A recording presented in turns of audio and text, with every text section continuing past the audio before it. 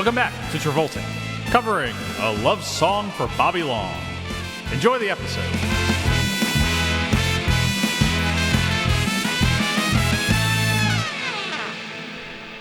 Hello, Jeff. Ooh, it's a love song, baby. A love song for Bobby Long. Did you make that up on the spot? I know I'm good like that. You really make that up on the spot? Yeah, just whip that one out. There really isn't a love song for Bobby Long in this movie. The twist of this movie is you think that there's going to be a song in it that is a love song for Bobby Long. That it's called a love song for Bobby Long. The twist is the title is an adjective describing another song that is itself a love song for Bobby Long. What's the name of that song? Love is a... Oh, my God. Love is a Traveler or something? Yeah, it's... I'm bad. I'm coming unprepared. Oh, shit, Jeff. Oh, The Heart is a Lonely Hunter. The Heart is a Lonely Hunter. Cross-reference the notes. Okay. Named after a Carson McCullers novel. Well, okay. So, yeah. Hi, everybody. Hi, welcome to Travolting. Welcome. Thank you, folks, for listening last week to our episode on The Punisher. We're covering... Yes, our Punisher was last week. You got punished last week, folks. You got punished. I thought that was a great episode. No, it was. I'm just saying they got punished. Oh, right. Thomas Jane is coming to their house as we speak. He is vengeance. He is the Punisher. He is the Punisher. What a movie. What a wild movie that was. And what a different movie from the one we're covering today. Can we talk about that? Yes. So I think this should bleed right into the context corner because something I wanted to point out. Listen, folks. I've been unemployed for a while, so I've had a lot. Yeah, we're back to the original inception. Well, of the you aren't. Yeah, I am. When we first started the show, we said we're two unemployed filmmakers. Sorry, I don't work a Chicago. 10-month show that shoots 10 months out of the year. I work a normal length show that respects mental health. Stuart's over here like, oh, I've been unemployed for something. He's been off for like 3 weeks. No. Would you believe it if it's been over a month? That's crazy. October 20th was our last day. That's crazy. Yeah, we've been off for over a month. Yeah. I've worked bits and pieces in between, but like nothing big scale since then. But yeah, I've had a lot of time off my hands, and like I've just been like doing some random Travolting research because the show has broken me. This man will text me at like 3 p.m. on a Wednesday and be like, "So I'm watching this John Travolta interview from 2002." Did you watch any of them though? No, because I was at work. I was at work. You're sending me all these links, and I'm at work. No excuse. No, but like, so I watched like a Travolta Stallone for Staying Alive as like a late night show interview, and they were like bros. Yeah, I love it. It was so cool. I watched a lot of Scientology videos. Watched a lot of that. Jeff, did you know level 3 is when they tell you about Xenu? Level 3.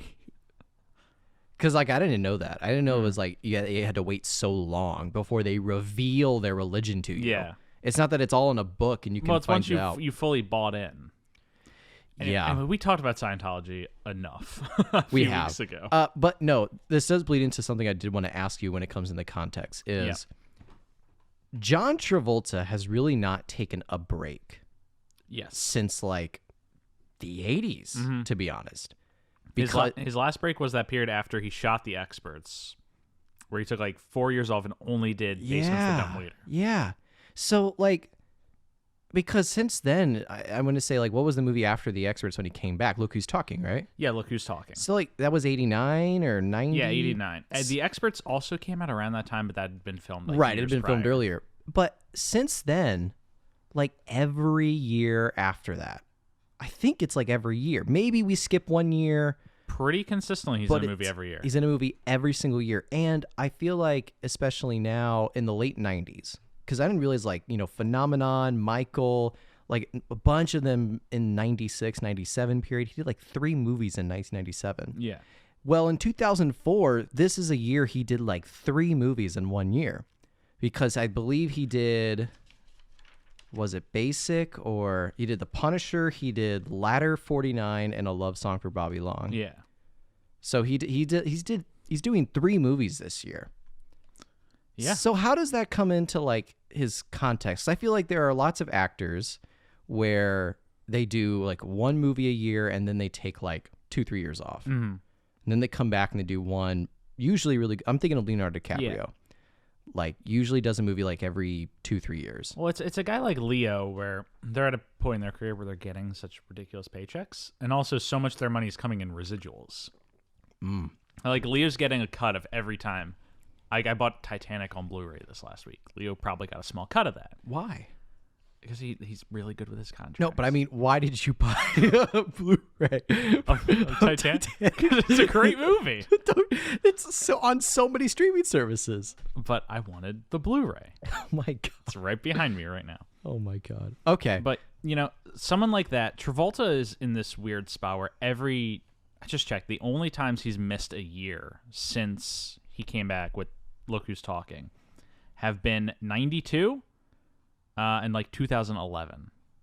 Those are the only years that he's missed. That is crazy to me. I mean, he's literally doing 2-3 movies a year. So is it the money? Well, which surely it's not.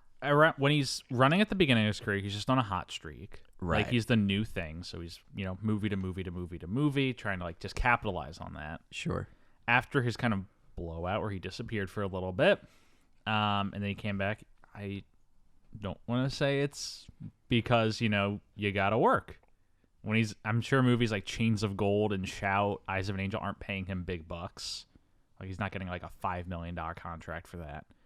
So he's working in movies to make money and stay afloat and keep his name out there. Then after Pulp Fiction, he gets another hot streak.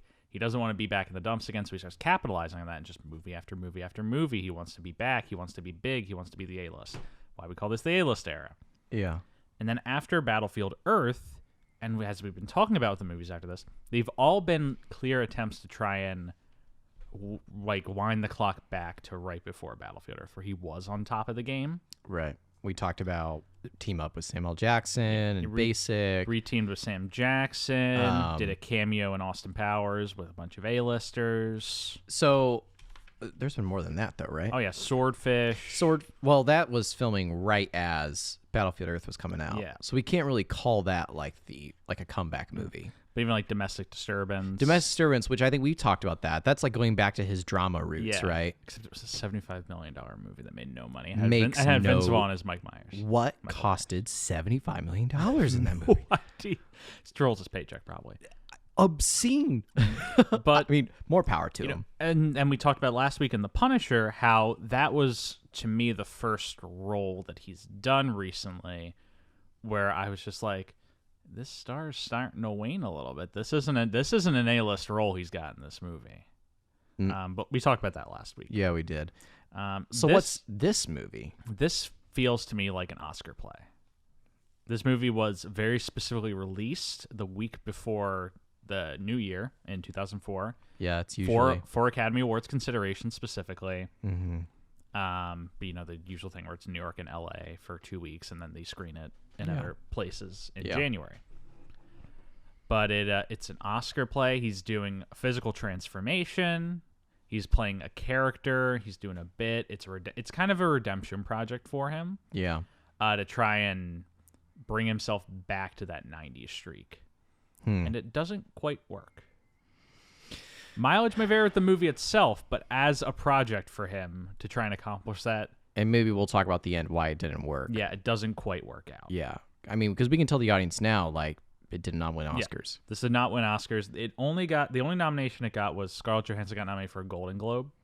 But Travolta was shut out.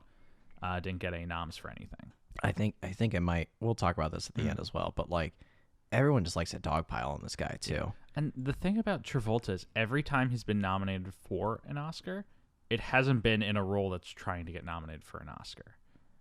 Like his role in this feels like an Oscar role. Yeah, like, it does. For 100%. Older guy, 100%. physical transformation, doing a bit, all that. Absolutely. Whereas like, Saturday Night Fever, Pulp Fiction, those didn't feel like Oscar movies.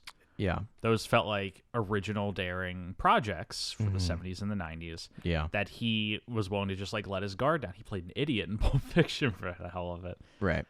And let himself be kind of a scumbag in Saturday Night Fever. And those were the roles that got him the Oscar, not a role that very much is trying to bait for Oscars. So is there any other context to this movie, like how it got made or anything like that? Also, who is this director? Sweeney Gabble? So Shani Gabble, she's only directed 2 movies.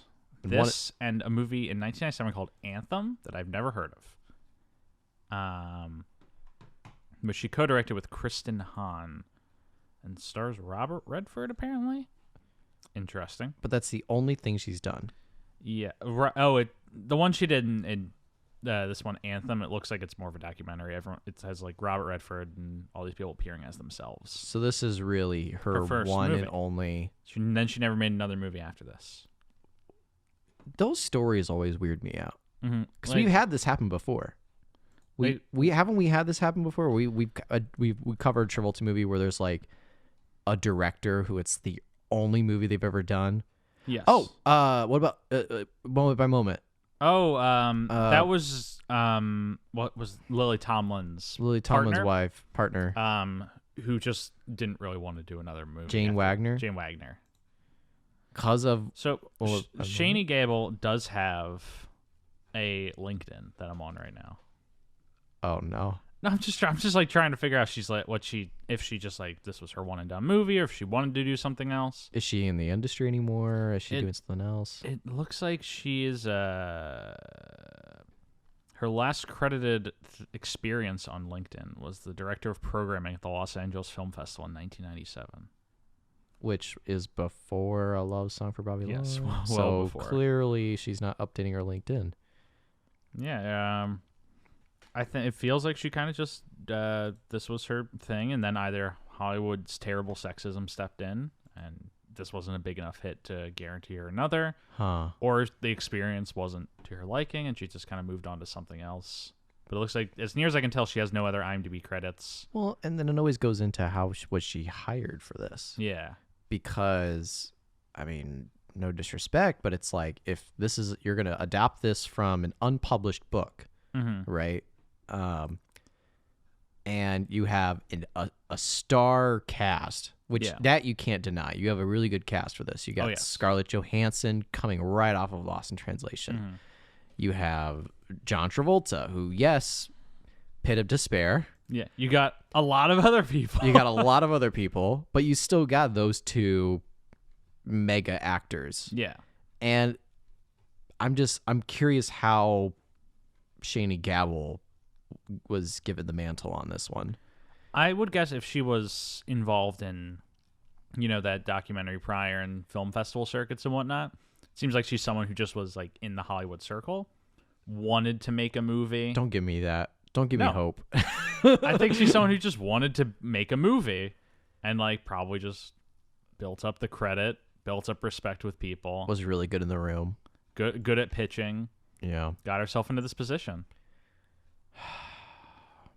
Yeah. Yeah. Okay.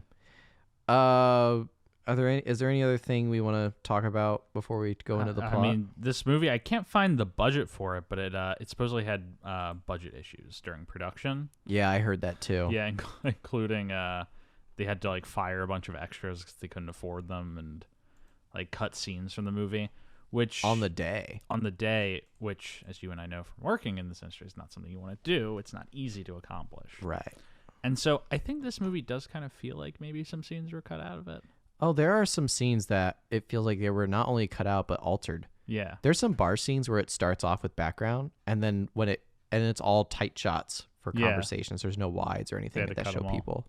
It's like they got their, like in the whole day was dedicated to like the dance scene and then the conversation that happens after the dance scene, which there's a lot in this movie, right? But it even feels to me like there are scenes where like a character will come in and you think they're going to be in the rest of the movie and they never appear again. And I'm like, was that just a cut plot line? True, maybe. Because like we'll talk about her boyfriend comes back at the end of the movie, is like, you own the house, and then we never see him again. Right, yeah. Like, where did he go? Yeah, he did kind of disappear there for a second. And then there's the sax player and her mom, or mom's band. Yeah, there's a lot of that does happen. I mean, are we ready to get into it, Jeff? Yeah, let's just get into it. So, like, I didn't tell you this, Jeff, but I wrote 7 pages Holy of notes shit. on this movie. Oh my god. Jesus. We're gonna be here forever. Yeah. I wrote like barely a page. How'd you like this movie? It was okay. Should we wait all about this to the end and just get to the plot? No, like, So my thing about this movie. Yeah, tell me what your thoughts about this movie are. So this movie's okay. Oh, yeah? I thought it's mostly successful. It's well shot, well directed. Yeah, yeah. It accomplishes its goals. Yeah. A solid five or 6. Okay, but where's the but? In its entire inception, I could not help but watch this movie and just think like, this feels like an SNL skit from 2004 when Scarlett Johansson hosted after like getting nominated for an Oscar for Lost in Translation, where it's like, you saw her rescue Bill Murray, now see her rescue John Travolta. And it just kind of has that like aesthetic of like, this wasn't an SNL skit that actually happened. No. This is something you imagined would be the case. Like this feels like the fake movie that people watch in a real movie. Like when the characters go to, like, it has the aesthetic and the title of like, in some random movie, the characters walk in, they're like, yeah, let's go see the love song for Bobby Long. How quickly did you make up your mind about this thought? 4 months ago. Okay. So I think I think this is something good to establish. Once for our I realized audience. that this movie was impossible to watch, because for our audience, I had to buy a Blu-ray of this movie. It is hard to watch. Yeah. Send Stuart a digital copy of it. Yeah, this is a very hard movie to watch. I wouldn't say it's erased from history, but it is like hard to watch. Mm-hmm. Which I don't know why it is, because I'm gonna be honest, Jeff. It's kind of good. I kind of fucking love this movie. Ooh. I kind of really like this movie. Ooh. I kind of gave This is it about to be a spicy episode. 9.5 out of 10. Whoa. I think it's just 9.5. nearly perfect movie. You want the full Willy on this one. So, like, this movie has Stuart Elmore written all over it. And you got to be honest. You watched this and you probably there's thought... no firefighters. Fuck you. But, like, I'm still...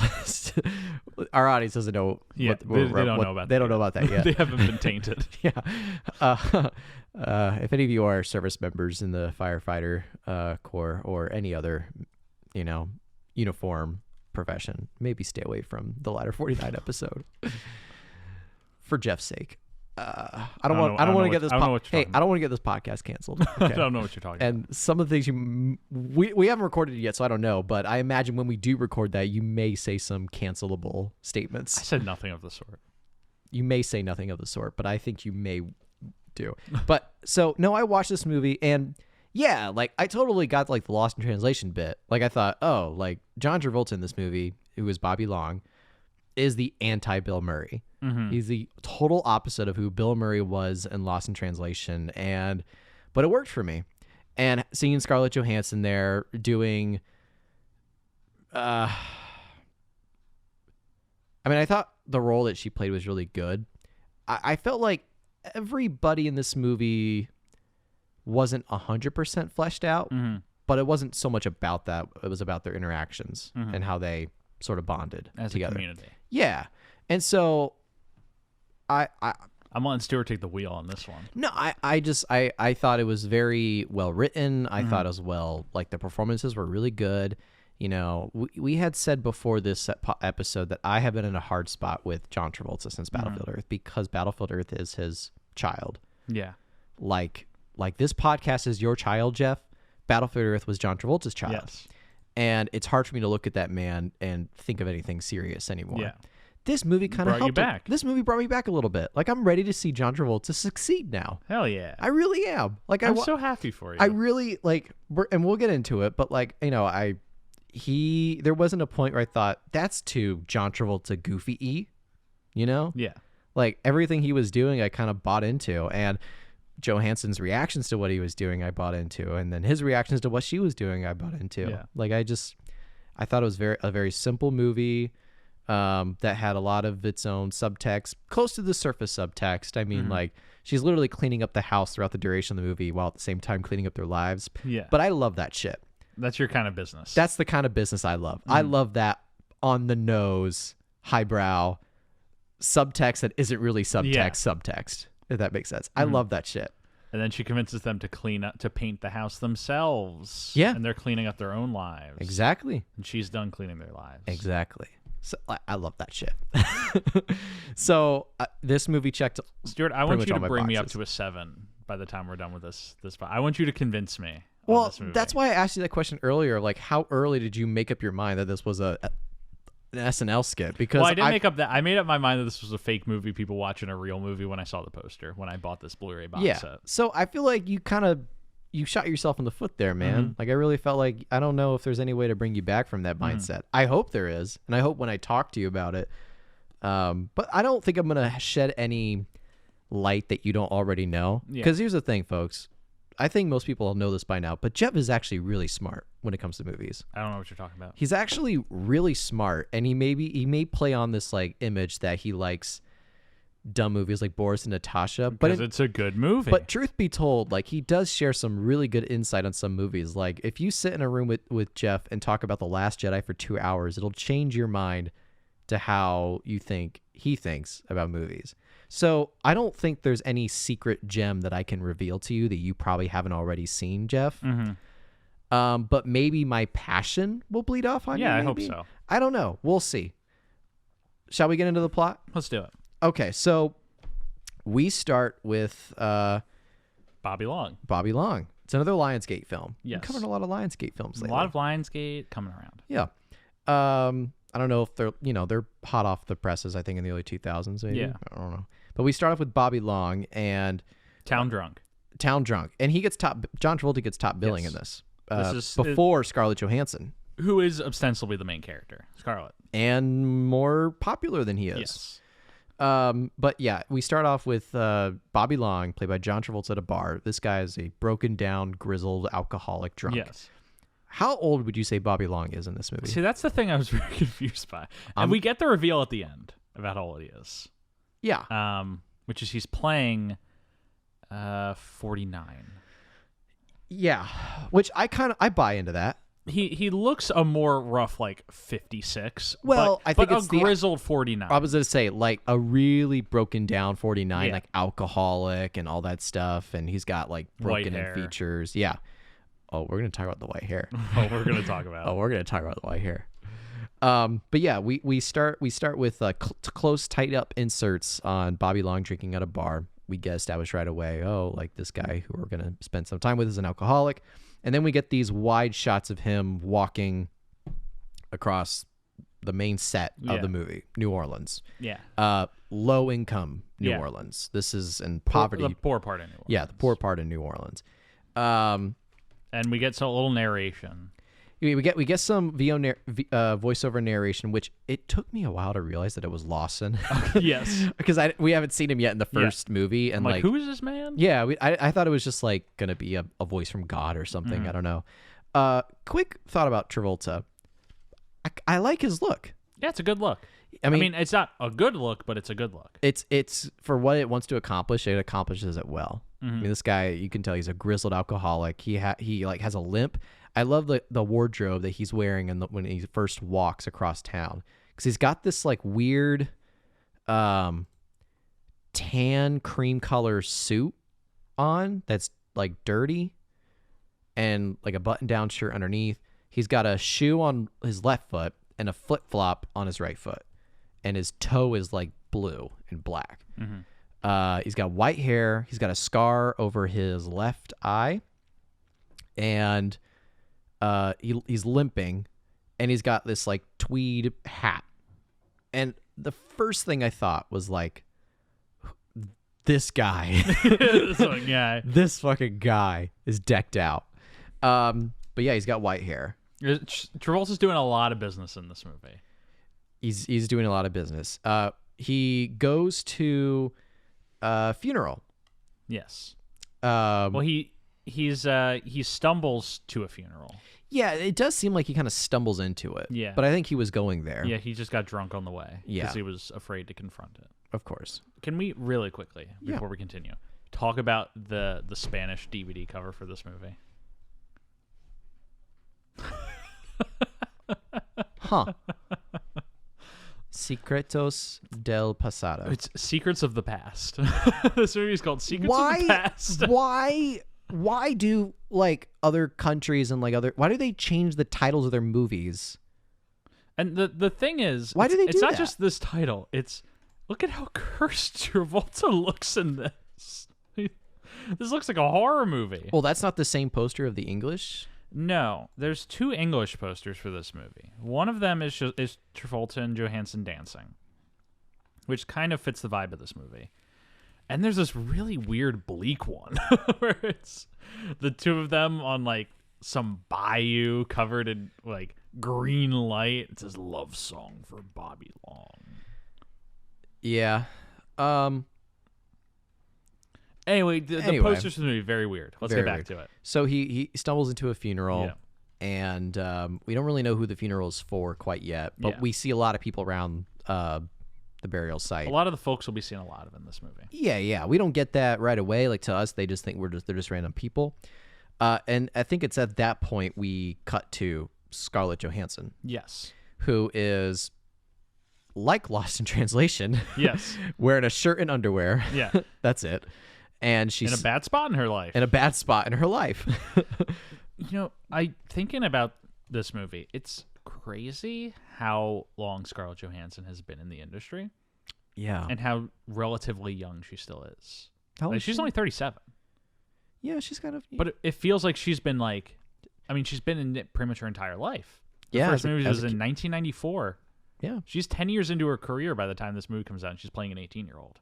That's crazy. Yeah, she's a long time veteran of the game. This is the same year she's doing the SpongeBob SquarePants movie.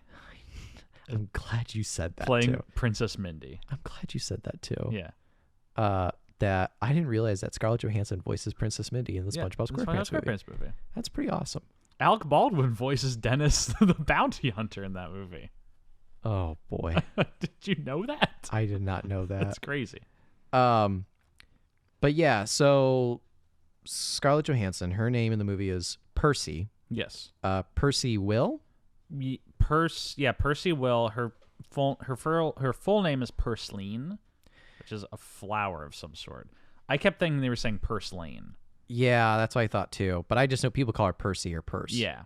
So Percy, played by Scarlett Johansson, sitting on this like couch in this dump of a house. She's eating like ice cream and junk food. She's eating so much junk food. Yeah, and the house she's in is trashed. And that's when her boyfriend comes to the door. Same kind of white trash vibe. He tells her that, hey, like, you got to call, like, Lorraine's dead. Mm-hmm. And he uses the name Lorraine very intentionally. Yeah. Because we find out soon later, that Lorraine is Percy's mom. Yeah. I mean, she's arguing with him. She's like, I can't believe you didn't tell me Lorraine's dead. And then he's like, I don't see why it's a problem. And she's like, you didn't tell me my mother was dead. Yeah. And that's the dun-dun-dun reveal. Yeah. So, that's around that time when I wrote down, this is 1 year after Lost in Translation. And I'm kind of like, yeah, very, very similar vibes. But, white trash, New Orleans. So yeah, we find out like Lorraine's kind of being very close to the community, but Percy's been estranged from her mother and the community. She's been living in Florida. Yeah. In like a trailer park this entire time. So for what she believes is her whole life. She thinks she doesn't have any memories from her childhood. Right. We later find out she does. In a weird way. Yeah, it's strangely done. Yeah, it is strangely done. So Percy comes back to the community. Yeah. Very quickly. Like, this movie's first thing it wants to set up for you is the dynamic. Percy comes home and she comes to the house and she believes like her mom died. She left her with the house. She comes home and who's there? Bobby Long, John Travolta, and Lawson, yes, played by Gabriel Mott, who I won't say is like a nobody, but he definitely hasn't. He did 8 seasons of the show Suits as the main character. Yeah, Suits, a show that does not exist. I mean, I never watched it. Do you know anyone who watched Suits? No. Exactly. No. Exactly. I never watched it. Yeah, he was in Suits.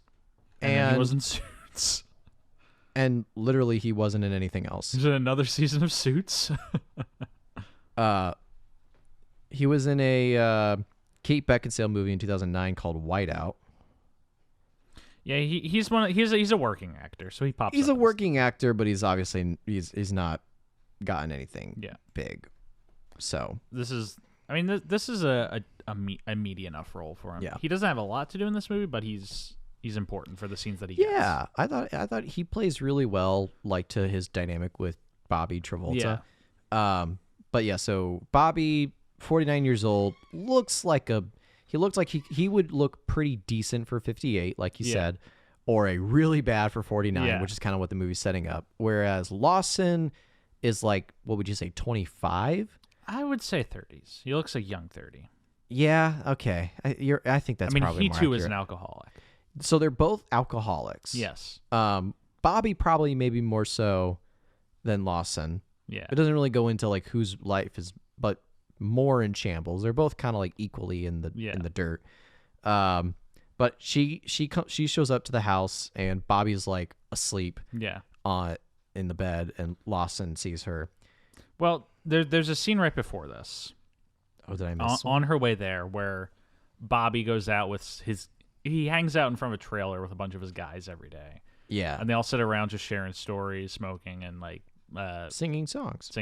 Yeah. It's great. It's wonderful. And they're talking about Lorraine, who had passed. Yeah. And there's one guy who is Lorraine's neighbor. Yeah. His name I can't remember. This is the bigger guy? Yeah, the bigger guy. Yeah, and he's talking about how he's like, I was the only one who was in the hospital with her. And he's like, everyone else should have visited.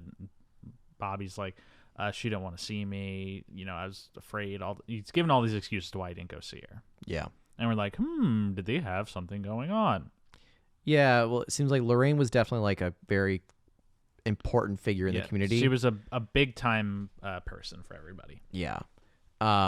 Bobby, who seemed he had a close connection with her, but had a sort of falling out towards the later end of her life. Yeah.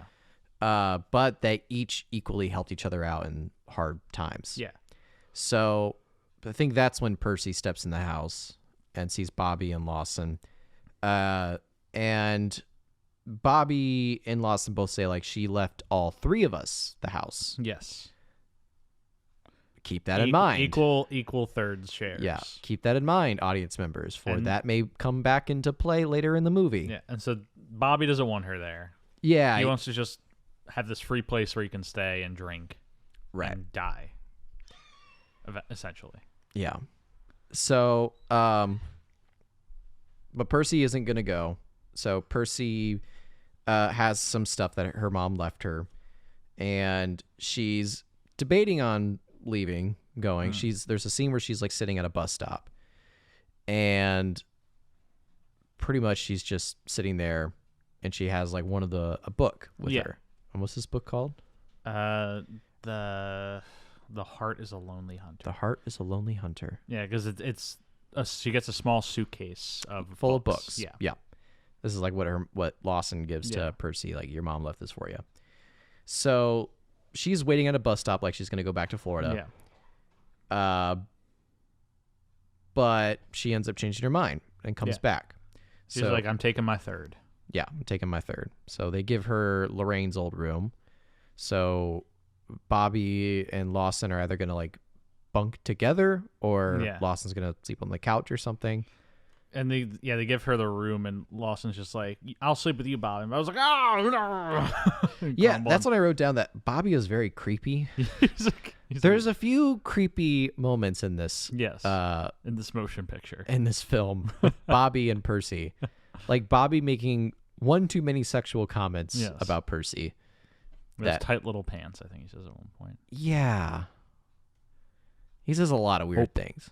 Yeah. So, but yeah, and we get some exposition into Bobby's life, that Bobby also himself has a lot of books. Yeah. Because she's looking around Lorraine's room, and there's a shitload of bookshelves, lots of books around. She's like, oh, like I didn't really thought Lorraine was the reader. It's like, oh, these are and this is Lawson showing her around. It's like, these are mostly Bobby's. Bobby used to be an English professor. Yeah. At Auburn College in Alabama. Yeah, so this is Lawson was like, I was his teacher's assistant for a while, and that's how we knew each other. And I'm working on a book myself, but it's no good. Yeah, what's the book gonna be called? We'll find out. Mm-hmm. So, but yeah, Percy settles in, and the next day, Percy meets that neighbor. Yeah, that Bobby was talking to earlier in the film. This was a little weird for me. Yes, because it seems like that their whole future of their friendship that they make at this moment is predicated on, oh yeah, I was your mom's neighbor. Yeah. And he's like, can you think of anything else? He's like, I was your mom's neighbor. I helped her out a lot. I was her best friend. I named you, he says. He says, I helped pick your name. Oh, I forgot that part. Yeah, he says that he says, I helped pick your name. And he's like, it's like a flower. And she's like, well, I always thought it was a purslane because it's a weed that you have to pull out. And he's like, yeah, it's a weed, but it has a pretty flower. It doesn't stop kids from playing with it. Okay. So essentially just like saying like, yeah, this, even something that doesn't seem to have a place can have beauty. Yeah. I like that shit. Yeah, that's what they're getting at. I like that shit. I know you like it. She then goes to the bar, and it's at this point when I write down like this whole story is like a prodigal daughter return story. Like, oh, like it's like if you ever have lived in a small hometown for a majority of your childhood, and then you go away to college, and then it's like if you've been away for at least a year, maybe longer, and then you come back and you see all the people who like knew you or knew your family or your friends. This happens to me all the time when I would go to like the Walmart in Huntington, Indiana, and like, Stuart, is that you? And I'm like, fuck. I remember you when I got a story for you off the air. Okay. I can't wait to hear It's so cringy. But like that's kind of what's happening with Percy a lot. Is everyone's like, were you Lorraine Star? We haven't seen you in 14 years or however long it's been. Yeah, it's been a while. Mm-hmm. She spent some childhood at New Orleans. Yeah. Not that she has any memories of them. Wink, wink, wink. But yeah, like it seems like she wasn't totally absent from the town. Has it been explained how long she's been gone for? I don't really think so. I know it because they basically said like she dropped out of high school and then left. Yeah, but then she would definitely have memories. But then she would have better memories of this place and all these people. I didn't really think about it. Yeah. She's like, I don't know anything around here, and it's like, how long have you been gone? Yeah, I don't know how long she was in. Cause where she said she was 18, but she said like the highest grade level she could get into. She made it through 10th grade. Yeah. Well, they later say through 11th. Well, that's because Bobby did her a favor. Yeah. Yeah. I don't know. I try not to think about it. Yeah. Okay. So, yeah, she goes to the bar. She's sort of reassimilating herself back into the community. Mm-hmm. She's trying to get a job. Yeah, she's trying to get a job. That's all that's on her mind right now. She's going to try to stick around in the community. Because she wants to find out more about her mother. Because in the book that she was reading, she found a love note from Bobby. Or a note from Bobby being like, Dear Lorraine, here's a book for you that I thought you'd like. Yeah. And she's like, what connection does this guy have to my mom? Right.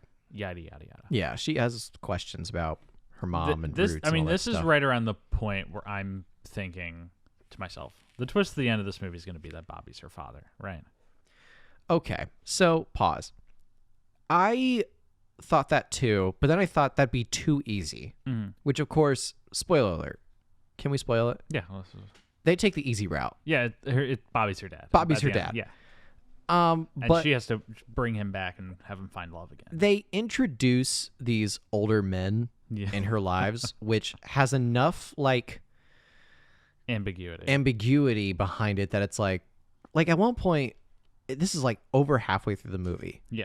That Percy goes on a date to this like jazz bar, and she finds this like sax player. Yeah. And he's like, oh, yeah, I was in your mom's band. It's like, you were in my mom's band? And then there's like this wink, wink, wink, like kind of like mood going on. Earlier in the movie, they had said your dad is a sax player who she met like on a tour. Yeah. Or something. So like they throw... A traveling sax player is what they say. Yeah, they throw out these like and then there's a neighbor who is always a thought. Yeah. And then there's Bobby. And then there's Lawson. Yeah. So a lot of people who it infers have slept with her mother. Yeah. So very pure woman. Yes. But I mean, yeah, I thought it would have been the easy route if they just went with Bobby, but which of course they do. And I don't think the reveal was too cheap. Like I thought, oh, like yeah, Bobby's her dad. but it pays off. Yeah. I thought. It's fine. Yeah. So Percy's walking home and she sees Bobby hanging out with the community. Yeah. And Bobby's playing guitar and singing. Yeah. And I think this is when we have to comment on John Travolta getting in a movie, asked to sing. It's a good choice. Yes. I mean, he's doing great. He's a good choice. Yeah. He's doing well. He's still got the voice. He's got the voice. He's still got a voice. I don't know if he's actually playing guitar, but I wouldn't. Yeah. I would assume he knows how to play guitar. It didn't bump me either way. I can't think of another movie we've covered where he plays guitar, but I highly presume he can play guitar. Yeah. Mm-hmm. So, but yeah, Very he's musically singing. inclined guy. So she meets like their kind of group, their Yeah. gang that they hang around and The smoke team. and drink. Yeah. And she's looking for a job. And remind me what happens in this part, Jeff, because Bobby tells a story Yes, he that disturbs Percy. Yeah, he tells a story about how when he was a kid, all of his friends, because he's like, I hung out with the older crowd. Why are you doing that voice, Jeff? He's kind of doing the Bill Clinton voice from Primary Colors. He is doing like a very deep, heavy Southern accent. But I will say this. He's just saying, I'm Bobby Long. How are you?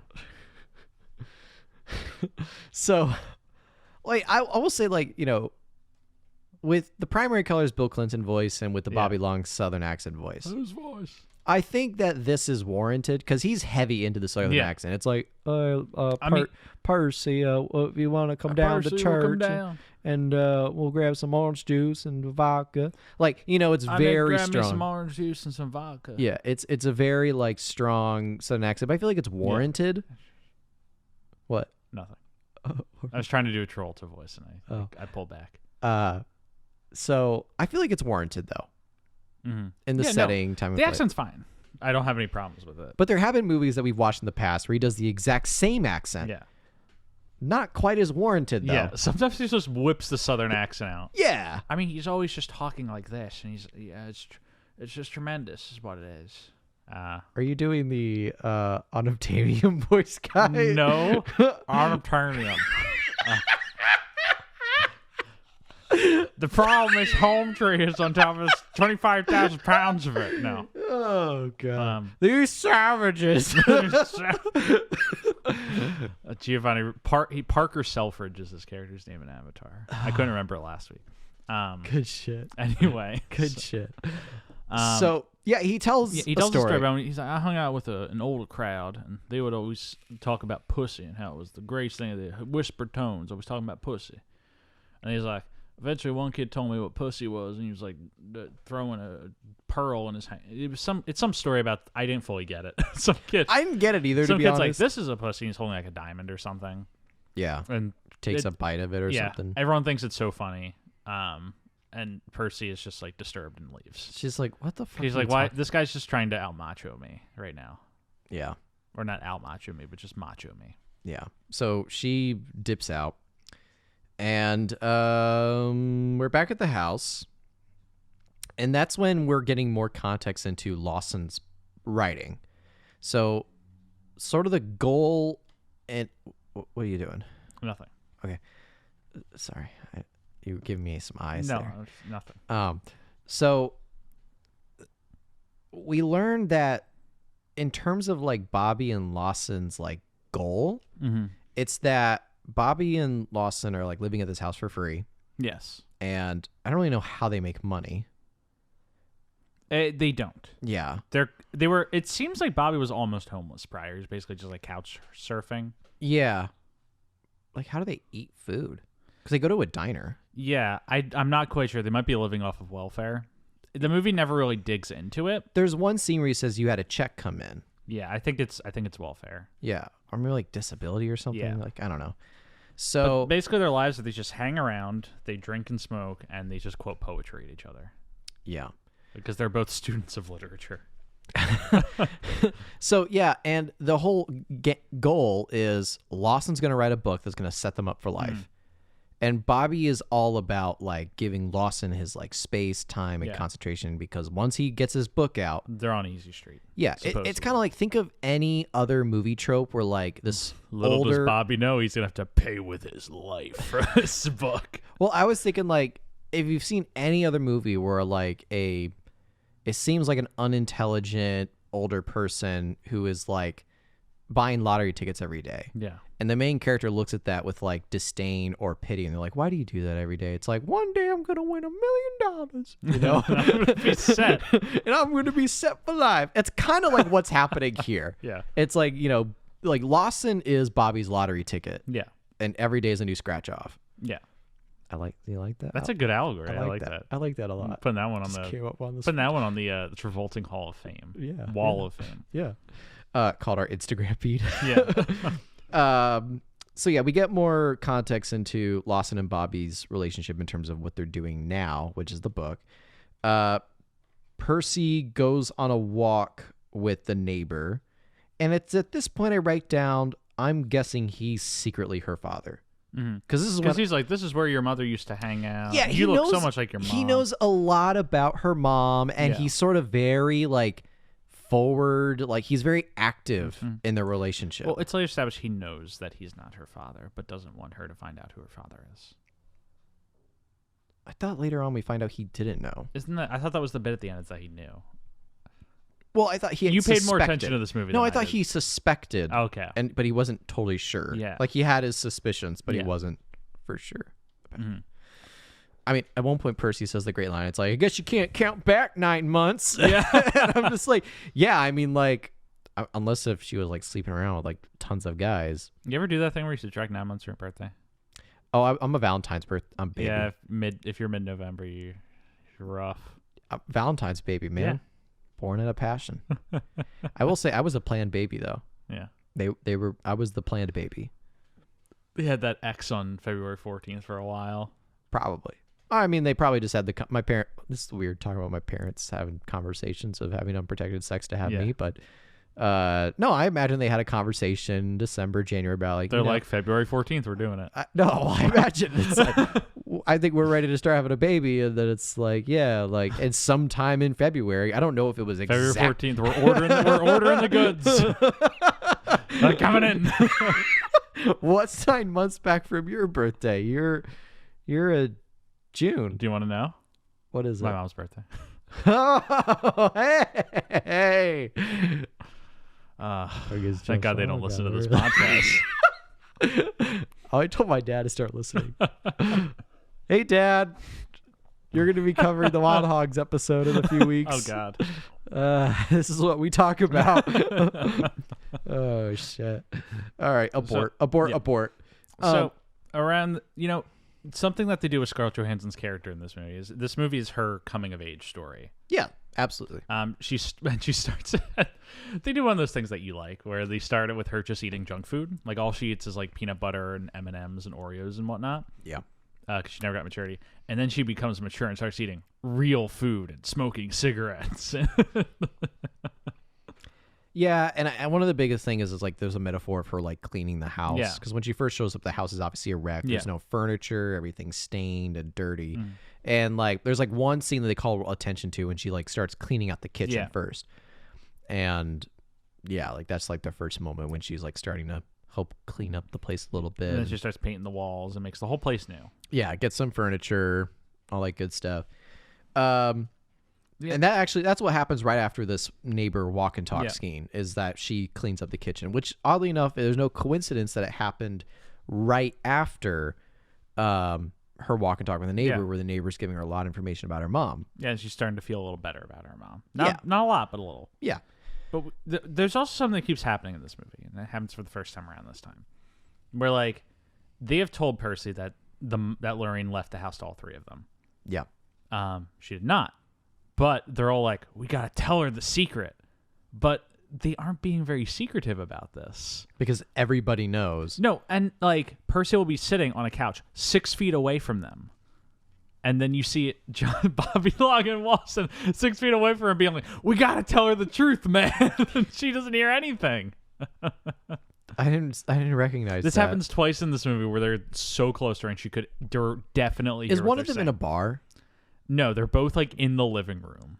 They're both like times that they're in the living room talking. She is so close and she doesn't hear them be like, we got to tell her the truth. We can't keep lying to her. And she's not like, what are you lying to me about? Yeah, I must not have caught any of that. No, it happens twice. It's so funny. So yeah. and that's when I write down, this is when she's like cleaning up the kitchen, and I wrote down ... like she's gonna clean up their lives. Yeah, wink, whoa. wink. So Bobby doesn't like. Bobby makes the comment again that he doesn't like Percy being there, and so I also make the comment of like just Travolta's performance overall so far. I make a lot of comments throughout this. I'm on page 2 out of 7 pages of notes right now. We're almost an hour into this podcast. We'll speed things up. No, make it slower. Well, I just, I thought in terms of how gross and ugly and gritty, grizzled this guy is supposed to be, Travolta's doing a really good job. Yeah, he's selling it. What else came out in 2004? For him? No, this year. Oh, in 2004. Like what? If he was trying to contend for Oscars, who was he up against? I'm gonna look up the Oscars for 2004, which happened in 2005. So I gotta look up 2005 Oscars. So best actor. Do you think he'd be supporting? Yeah, he'd definitely be supporting. Best supporting actor nominees for the 2004 slate were Morgan Freeman, $1 Million Baby, who won. Yeah. Alan Alda for The Aviator, Thomas Hayden Church for Sideways, Jamie Foxx for Collateral, and Clive Owen for Closer. This is the weird. This is the weird year where Jamie Foxx is nominated for both Best Actor and Best Supporting Actor for 2 different movies, because he wins for Ray, as Ray Charles, and then he's nominated for Collateral. I think he can probably. Is there one you think? I've only seen one of those movies. I've not seen Closer. I've not seen Closer. Are you gonna get rid of Clive Owen sight unseen? Maybe, and put in John Travolta. But I don't know. Like, maybe they're all worthy Oscar Sorry, worthy. Clive, you're out of here. Maybe they're all Oscar worthy performances. Who's this? I mean, Morgan Freeman deserved $1 Million Baby more so than Travolta and Love Song for Bobby Long. So I'm not going to take the win, but at least a nomination, right? I mean, I don't know if I'd nominate him, but I wouldn't be like furious if he was nominated. I think supporting actor, I'd nominate him for Golden Globe. Only Scarlett got the nom, sadly. For you. Yeah, I mean, it's kind of like the Oscar thing where it's like you won last time, calm down. Yeah. It's like, calm down. We're not going to give you another, unless you're Meryl Streep, Unless you're Emmanuel Lubezki or Meryl Streep, you're coming back. Yeah, so... Or Deakins, I suppose. And also, this is the same, like, we talked about this, where, like, just a lot of people are dogpiling on Travolta at this time. So it doesn't surprise me that it doesn't get any nomination, but, like, he's pulling his weight. He's doing a good job. And I wrote down this. He's like the anti-Bill Murray in this, which I've already said. Yeah. So it's at this point, Bobby goes on a drive. Yes, he starts having a change of heart. Yeah. Because they bring up the topic of school around Percy, and she's like, "Oh, if I went back, I'd had to go to the 11th grade because I only was able to complete the 10th grade, and I really need a job. I can't do 2 years of school." And this is again, Bobby's like disguising the surface level. It's like, "I just want you gone out of the house," but deep down, it's like he starts like caring for her like, a little bit, even though he doesn't want to. He starts caring for her. He starts having like a paternal instinct with her. I love that shit. You love that shit. I love that shit. Stuart's just like bundled up into himself. It was really cute. I love it. I love that shit. That's my good shit. But he drives to Auburn University in Alabama, where he was fired. From what we've heard, we don't know why yet. Yeah, he apparently has a connection there. Yes, somebody who owes him a favor. But while that's happening, Percy and Lawson, they have a lot of these one-on-one conversations with Percy Lawson, and this is something I actually like about the movie, that they kind of set these two up like they're gonna be a thing, and it never happens until the end. Well, yes, but there's a small peak of that because they just hold hands. Yeah, there's never a scene when they kiss or they have sex or anything like that. There's a couple like little side-eye moments. This movie is not about her falling in love. Yes. That's just like, it's like the last concern of this movie. And I like that choice. Yeah, I agree. I like that choice. But this is one of those moments where it's like the primary driver of this dialogue scene between Percy and Lawson isn't that they're having feelings for each other, but it's more like character development for Percy and growing up. So like they're talking, and talk about like what does Percy want to do, and she said like, well, I think I could be like an X-ray tech or something because I like bones. I like the way they look. Whenever she watches TV, she cuts between the cooking channel and med television watching surgeries happen. Right. Yeah. And she must have gotten this from her mom because this is so weird. In her mom's room, there's just a poster of the human anatomy. Like, yeah, it's very strange. Yeah, I noticed that too. I wasn't sure why that was there. So it cuts back to Bobby, who's at this like barbecue restaurant, and he calls someone on the payphone. In Alabama. And a woman picks up. Yeah. But he does the stereotypical male thing where he doesn't say anything. Yeah. I saw Licorice Pizza last night, the new Paul Thomas Anderson movie. How was it? It was really good. Yeah. But they do the same bit in that movie where like they call and just no one's talking. It's like, hello, is anyone there? Except it's like a 2-minute long scene of just two people standing there and sounds breathing heavily into phones, waiting for someone else to do it. There's like,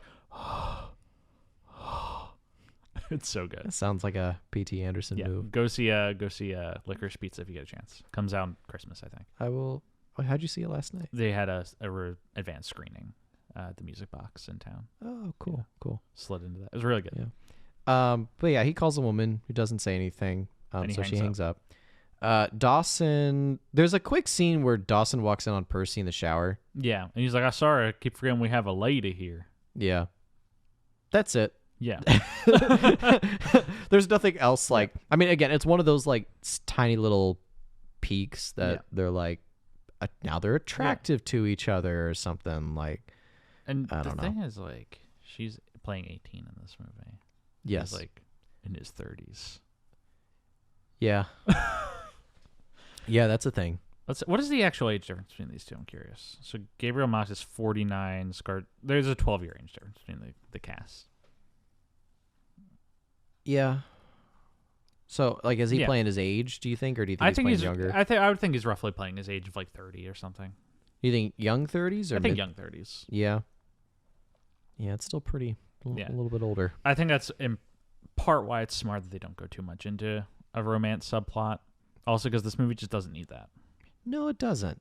And I think, he does have a girlfriend. Yeah. I don't remember her name. They state her name, but I forget. They imply it as less of a like relationship as more of like a friends with benefits thing.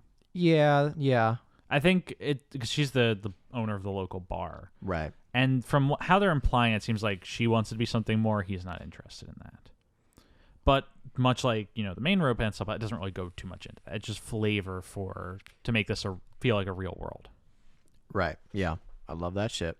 Mm-hmm. I love that shit. So Travolta comes back. Bobby comes back. Well, Dawson gets something in the mail. Yes, and he hides it. Quickly hides it. And then Dawson and Percy go to the city, and that's when we get more exposition about how he was Bobby's teaching assistant at the college, and he also makes a promise to Percy that I'm going to help you get your GED. And she says, okay, if you want to help me get my GED, you got to stop drinking. Yeah, that's the promise. And that's a little premise there. And Bobby comes back, and he's like, you got to sit down. You're going to be so excited with what I did. And Lawson's like, where's my car? Dude, where's my car? Bobby's like, I sold it for $300. And Lawson's like, what? He's like, I had no money. He's like, I had no money to get back. Yeah. I mean, I think we skipped one quick like bar scene, but it's not really that important. It just establishes like there's some tension going on between Dawson and Percy, but it establishes Dawson's quasi girlfriend, the bartender. But yeah, that's the only other thing we missed. But yeah, he comes back. He brings makeup for Percy. Mm-hmm. What does he bring for? He brings like a scotch. Yeah, a single malt scotch. Yeah, he brings single malt scotch for Lawson. Yeah, and a bottle for himself. Yeah, and then he's like, "Guess what I got?" And he hands her an envelope of sorts. Yeah, an envelope that says that she's can go to school in the 12th grade. Yeah, she can go to the 12th grade. Yeah. So she has admittance to the local school. She wants it. Yeah. And he says, oh, there's a friend at the old university. And she's like, why would you do that for me? And he's like, because I want you out of the house. Yeah, exactly. But even though she does end up going to school, she doesn't leave the house. Well, she doesn't end up going to the school at first, but because she's still adamant about, like, I don't want to go to school. I need to get a job. And so this is when Lawson's like, we got to tell her the secret. and she's like standing right there. And doesn't Yeah, okay. I now I remember because Yeah. this is the same time where he's like, your check came in. He's like, have you talked to the lawyer yet? He's like, sure, I don't really want to talk about it yet. And that's when like I'm like, there's two things I'm juggling. One, what is the check? Yeah. Is it welfare? Is it disability? Like I don't know what it is. And then there's a lawyer talk. There's a lawyer involved. Like they're like discussing all these like weird secret things. And yeah, she is like they're in the kitchen. She's in like the living room. Yeah. Not that far away. So I do remember that a little bit, but I didn't really think too much of it. So we're back at the bar. The bar comes back a lot. Yes. It's almost they're all alcoholics. well. One of the things I kind of liked about this was it brought me back to like urban cowboy vibes when they're like going back to the bar like all the time. That like 90% of that movie, Urban Cowboy, takes place in that bar. We go to the bar a lot in this movie, and so she's picking out classes. Yeah. But she says, "I don't want to go." And they talk her into it. And as they're talking her into it, there's a singer, guitar player, who's singing one of Lorraine's songs. There's not really too much attention called to it. Just that, oh, hey, this was like Lorraine's song or something, and somebody's singing it. That's pretty much all that's. And it's kind of a cool thing, you know. Again, this is more context for Percy to understand how important she was to the community. That like people sing her songs. So, isn't it the Heart is a Lonely Hunter song, and she doesn't know it yet? Oh, it might be. Yeah, I think that's one of the. Yeah. No, it's around this time where Travolta also says the line that I wrote down because I thought it was good. We cannot tear a page out of our lives, but we can throw the whole book in the fire. When was this happen? I don't remember exactly when he says it. Because after this is a scene they help her study. Yeah, he says it to Lawson, basically like, you can't get rid of any part of your life, but you can like destroy your life. Hey, the heat went off. We love it. Hear it? Yeah, it's great. But yeah, so they're like, we're gonna get you into school. I think it's the next scene is like a tutoring session on the porch. Yes. And Travolta's in like professor mode. Yes. Just drunken professor mode. I'm not gonna lie. Kind of like drunk Travolta. The scene got you going. Oh man, the scene got me going. He's like, tell me, who is from Nebraska? It's like, what important literary figures are from Nebraska? It's like, don't I need to learn something like the capitals? Yeah, and he's like, bullshit. You learn what matters. She's like, the first female author was from Nebraska. She knew Samuel Clemens, a.k.a. Mark Twain, who knew Robert Frost or something like that. And Lawson's like, they're not going to talk about Frost in school. And Troll's like, well, they should. Which that brings me to another comment I wanted to make about this movie. This entire movie is just one big Robert Frost poem. Yeah, it's all full of quotes. Yeah, it's all full of quotes, but it's also just like the New Orleans community is such like a landscape. Yeah. And that is like Robert Frost. Because it goes through all the seasons. Like it takes place, this whole movie takes place the course over the entire year. And like all the voiceover narrations are voiceover narration on the season in New Orleans. Yeah. Which is very indicative of a Robert Frost poem because it's all about landscapes and scenery and all that stuff. Stuart's, and he's, you love that shit? At the end of the movie, we see a gravestone quote. And it's Robert Frost. And it's a Robert Frost quote. I fucking love that shit. This movie is set over a whole year. Because they're getting her prepped for the school year. Yeah. And she goes to school. Yeah. Well, and there's a conversation that Lawson. Yeah, halfway through as I was writing my notes, started calling him Dawson for some reason. But yeah, Lawson is having a hard time quitting drinking. Like he's starting to have some withdrawals. Bobby pours him a drink. He's like, take it slow. Yeah. It's like, if you want to actually do this, like, take it slow.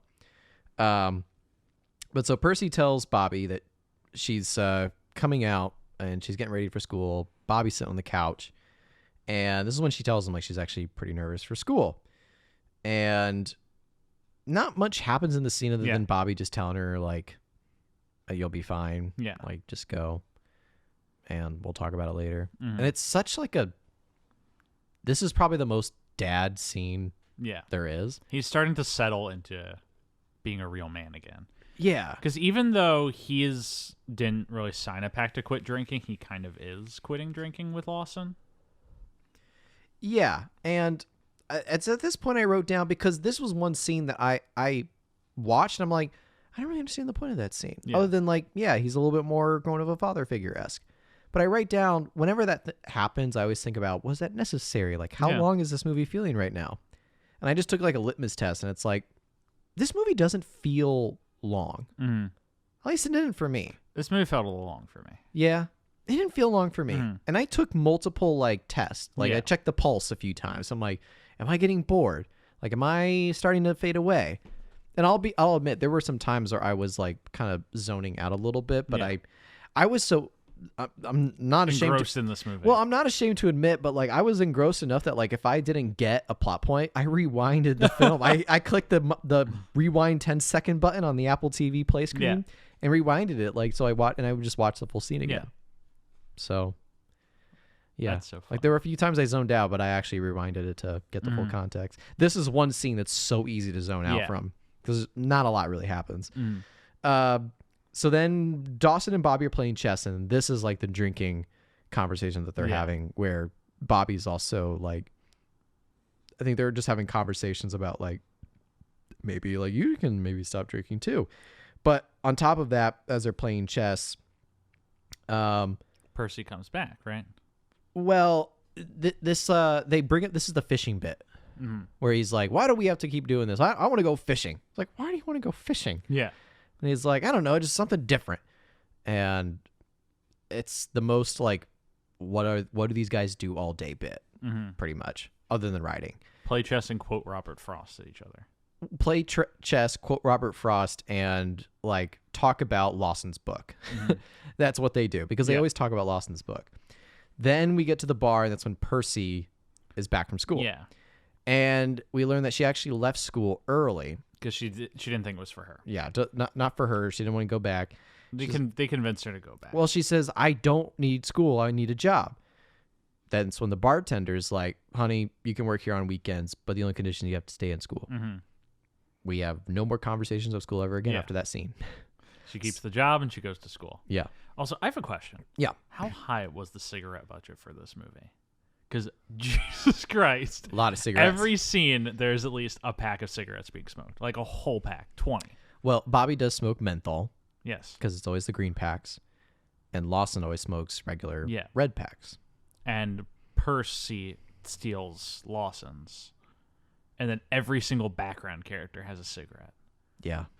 I cannot fathom the budget for that. It does sort of like affect the continuity though, because there's a few scenes where like the lengths do change. Yes. So yeah. This is when we get voiceover narration. This is the first time we've gotten voiceover narration outside of the beginning. Yeah. And it's Lawson because he's starting to write his book, and we're hearing passages from his book. Also, we don't know what the book's called yet, though. Well, let me tell you, folks. Let me tell you. In terms of the minute mark when this voiceover narration happens, it's exactly halfway through. Whoa. It's exactly the midpoint of the movie. Love that shit. Love that shit. So yeah, we're at the 1 hour mark. Percy's doing well in school. It's around Christmas. We skip all of fall basically and go straight to winter. We start getting the voiceover narration with the time skips. Yes. Yeah. So they go straight to winter and it's Christmas time. This is where we get more like they've definitely bonded, and this is the first scene where like, you know, it's cold in the house and Percy's sitting over the sink with a blanket. And Travolta walks over. He's like, "Where's the vodka?" And he's like, "You told me to hide it." And it's like, "Well, tell me where you hid it. You told me not to tell you where to hide it." It's like, I'm telling you to tell me where to hide it. He's like, "Lawson, Bobby's trying to tell me where the vodka Lawson's is." like, "It is Christmas." It's like, "It is Christmas." She's like, "Fuck it, it's under the stairs." This is a little happy scene showing that they've all kind of like gotten used to each other's presence in the house now. So they're cutting back on the drinking. Yeah. At one point, Lawson drinks pickle juice, but he puts gin in it. It's gross because it's pickle juice and gin. What the fuck do you expect? I mean, I have low standards, but come on. It's at this point we get some context into Bobby's backstory, because Bobby talks to Percy about his kids. He has kids who haven't seen him in a long time. Well, this is around when Bobby and Lawson have a blowout, right? We're getting there. Yeah, we're getting close to that. This is the bar scene, I think. Yeah. We're getting close to that scene. So Yeah, it's just Bobby and Percy by themselves, and Bobby and Percy sort of sharing details about each other that like my kids barely know who I am anymore because I've been so away from them now. And then that's when Percy says, it's like, honestly, like I don't really have many memories of my mom to the point when I make up some memories because I don't know who really she is. Gives a little sprinkle into their inner lives at that point. And that's when Lawson comes home with a tree. Yeah. But he forgot the laundry. They're like, where'd you get that tree? It's like, you cut it down. It's like, no, it fell off a truck. He's like, you're lying. It's like, all right, a Volvo. Definitely just stole the tree. And they're sitting around the fire, and Bobby is reading Lawson's manuscript, his book. And Lawson, of course, hates it, and Bobby's giving him like soft critiques. Yeah. Like, he's not saying like, that's stupid, that's dumb. Yeah. He's like, that's a little odd sentence here and there. Like, he's doing the casual English professor thing. It's like, it might be a different word could fit in there a little bit better. All that kind of good stuff. And that's when we get to the bar. Yes. And Bobby and Percy are doing the Alabama Shuffle. It's wonderful. Yes. I love it so much. Alabama Shuffle. It's such a good moment. Mm-hmm. And when they're done, he's clearly drunk. He's gotten really drunk at this point. Yeah. And he's like, you like Lawson more than me. And this is when Lawson's sitting with his like friend with benefits, girlfriend, bartender. And he's like, and it's kind of a little awkward. And they bring up, it's like, well, Lawson, like, he just like is close to finishing his book. And that's when the bar says, actually, speaking of that, we've been thinking about Lawson moving in with me. Yeah. He might have more time to like think. And Lawson's kind of like, I'm not so sure. Yeah, and Lawson's a little dismissive about But Bobby's heard it. Yes. And he's like, I'm getting abandoned again. And he gets really aggressive in the bar. Yeah, he kind of blows up a little bit. Yeah. He doesn't do like a angry like thing. He just kind of like, he guilt trips Lawson basically. And he references he like, and like Lawson might be moving in with his girlfriend. Oh, he very blatantly, there's like a little silent moment there. You can tell Bobby's a little upset. And I think it's like the first thing he says is, Lawson is not in love with you. Yeah. And just like, oh. And then he tells Lawson, like, remember what happened last time? And then there's a blow up. They go back and Lawson like says, I'm sorry, all right. And Lawson leaves. And he walks out with his girlfriend. Yeah. And they walk to the front entrance of her bar. It's raining outside, but he doesn't go in. And he says, I can't, and goes away. He leaves. Meanwhile, he doesn't say anything. Yeah. That's what I love about this scene. Because like we just got this whole big thing about Travolta. We Bobby. understand the character bit at this point. Yeah. And so when it's silent, we still get it. Yeah. They don't say a word. It's all said through action. They walk to her front doorstep, and he's about to go in. He just kind of shakes his head and this walks movie away. is well shot, and it allows for moments like this where, character details and plot beats can be told exclusively through motion and shot design rather than... It could have been better, though. You think so? This is the one thing I did kind of ding it for, was I think it has some pretty shots. Mm-hmm. Some. But then a lot of it's just standard coverage. Mm-hmm. There's not a lot of like moving shots in this. Mm-hmm. It's very much just like very static wide, static close up, static medium, pan, tilt, all that stuff. Not a lot of dollies or Steadicam or things like that. It seems very much like it was just put on a tripod for a lot of these shots. And where this movie really explores its shot value is in its wide shots. There are some really beautiful wide shots in this movie, and that exterior raining right outside the girlfriend's apartment is one of them. It's a really beautiful shot. It's a good scene. Yeah. And okay. And so after that, Perce goes home and she finds Bobby crying in the bathroom. Yeah. And he's like, I'm going to die alone. I push everyone away from me. Like, why am I so terrible? And she looks in the toilet and she sees that he peed blood as well, which is, not a good thing to do. Not a good Would thing not to do. recommend. Yeah. See a doctor if you're peeing blood. Don't do what Bobby does in this movie and ignores it. Put off a doctor for like 4 months. Yeah. So she helps him back. Also, can we talk about how good Travolta is? In that scene. He's really good in that scene. He's really good. Mm-hmm. Just I got to call it out. And he's not like overdoing it. Mm-hmm. I really think he's doing a great job. Yeah. No, that's a scene where he's really selling like just the heartbreak of like this broken man. Yeah. who's lost everything in his life, tried to get it back, and then his own worst enemy and his impediment, and preventing himself from moving on. Fucking love that shit. He just keeps returning to like the alcohol, the easy outs. Fucking love that shit. He feels like he can't allow himself to be loved. You said earlier you're at like a 5 or 6. Is that like? I'm like a 6. So you're not 5 or 6. You're at a solid 6. I'm at a solid 6. Okay, you get up there. Get up there. Right, let's see if you can get me to the 7. I'm just saying. Okay. So Lawson and Percy. So that's when she helps him get to the bed, and then it's just Lawson and Percy alone. She's really cold, and she's like, "Hey, do you got room by the fire?" Yeah. So they cuddle by the fire. Again, a little bit of like a tension wink, but and this is when Lawson tells her Bobby's backstory. Yes. And that's Bobby was, he's a professor at Auburn in Alabama. And one day he and Lawson went out drinking. And he said, I'm only going to have 1 beer and then I'm going to go pick up my son at his Little League game. But 1 beer turned into 2, 2 beers turned into 3. Bobby got a little drunk. Lawson was sitting there talking with him. And then the dean's son came in and announced that he was sleeping with Lawson's girlfriend, and that everyone knew it but you. Sounds like it's just like some belligerent Southern shit. Right. Bobby got very defensive of Lawson in the moment because he was drunk. Started beating up the dean's son, seemingly aggressively. He also got a permanent scar from it and a broken jawbone. Which he's had the whole movie and has added to like his look of like, just being a town drunkard. We're getting some backstory into that. Yeah. But then because he got into that fight and was drunk, he missed his son picking up his son. And by the time he had gotten there, someone had already run his son over because his son was just left alone there. I think was the like there's no one there to pick him up and he got run over. Yeah. Well, they said it was a double header, and so when the game was over, like everyone left, scrammed out. Yeah. And he said, like, it's really dark out there. The roads, it's like he was such a little kid. Like he was trying to walk back. He was trying to walk back. Nobody could see him. And then that's when he, Bobby's wife told him to get out and never wanted to see him again. Needs a better man. Yeah, and that's who he was talking to earlier, who he hung up the phone with. Yeah. He hasn't been able to reconcile that yet.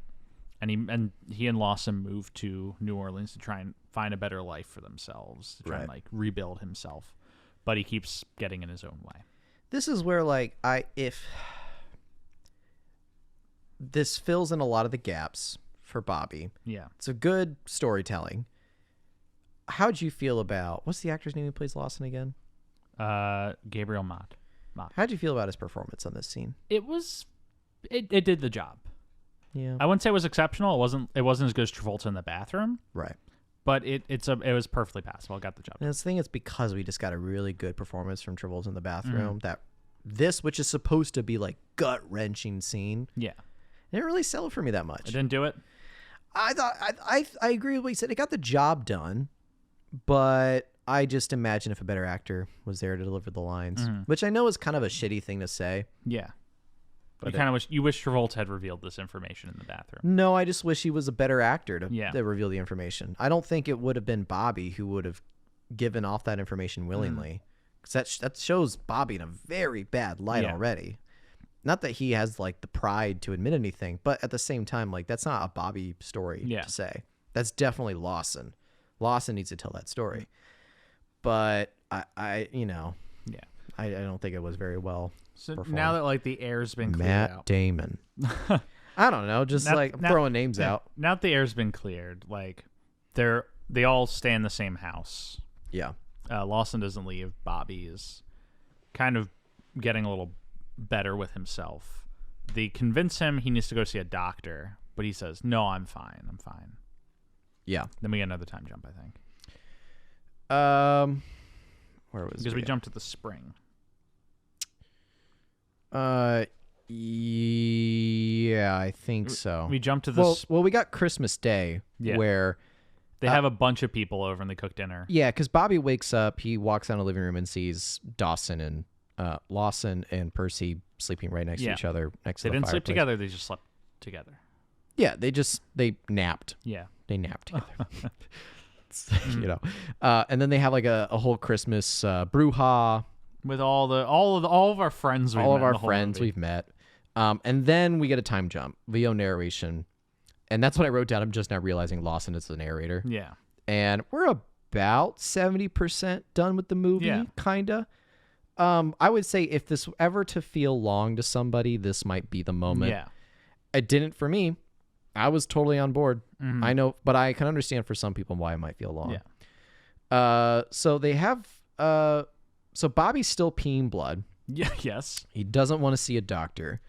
Eventually he caves and goes. Yeah. They convince Lawson takes him to the doctor. Yeah. And when Lawson comes back, Percy's all dressed up. Yeah. She's going out on a date. Yep. Going out on a date. It's in her mother's dress. Yes. She's finally like reconciling her relationship with her mother with who her mother was. Yeah. And willing to accept that into her life. Do you love that shit? Kind of like that shit. Yeah, he likes that shit. Kind of like that shit. And so, all right. So Bobby's still at the hospital for test. She goes on the date. Yeah, she goes to a music venue, and when she watches this band play with And this, a saxophone player comes over. a saxophone player comes over. He's like, "You were Lorraine's kid, yeah?" Yeah. She's like, "Yeah." And he's like, Oh, I remember you when you were a kid. You used to sit on that stool. She used to put you on that stool over there when she performed. My job was to keep you full of Shirley Yeah. Temples. And earlier in the movie, she had told Bobby that she didn't know her mother at all, so she made up stories about her mom. Yeah. And one of them was that her mom brought her to her venues and put her there, and someone would give her Shirley Temples. And that's when she's like, "Oh, Oh. that actually happened. My mom did care for me around this time." Yeah. Big reveal. Bah, bah, bah. Whoa. But then there's also a little bit of a side eye given with the sax player guy. Yeah. Because there was some exposition earlier in the movie where like her dad was like a traveling sax player. Yeah. And we see this guy. Yeah, and we're like, who's "Is in like this her the father?" age range. It's a red herring for us. It is. And I'm writing down like, oh. We never see the sax player again. No, we do, but he's not important. Yeah. Because he goes through graduation, I'm pretty sure. Okay. So then we're in the hospital. Lawson picks up Bobby, and he's like, "What's wrong?" So he's like, "Oh, nothing major. Just got a minor kidney infection and some toe fungus." Yeah. So he's like, "Gonna live, Yeah. but what if I wasn't?" Yeah. And that's when I don't know if this was just like handing it over fist a little too strongly, Yeah. or if it was genuine in the sense of like, maybe he really isn't that sick. Yeah. Maybe, and he's just like being Bobby and being dramatic, you know? Or maybe he is that sick and he's dying. Oh, he's dying. You think so? I mean, he dies. Well, yeah, the but movie. he dies 2 years later though. Yeah, but I mean, I think it's inferring that this is the beginning of cancer or something serious like that. Yeah, they never really make it concrete though. Mm-hmm. So, I don't know.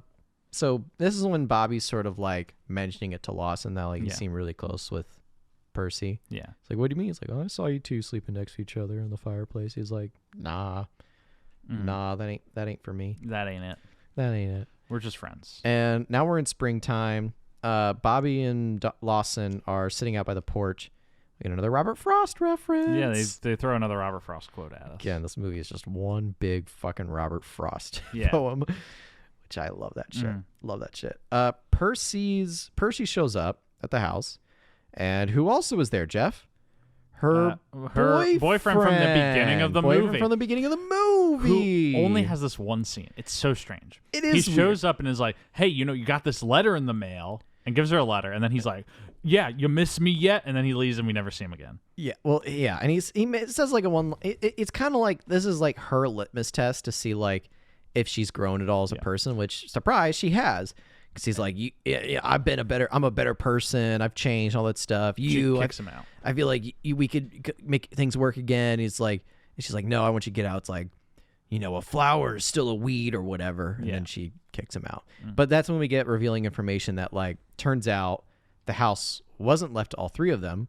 Surprise. Only left to her. It was only left to her. And they kept that from her because they wanted to stay there. Yeah. So she's always been the sole owner. They lied to her.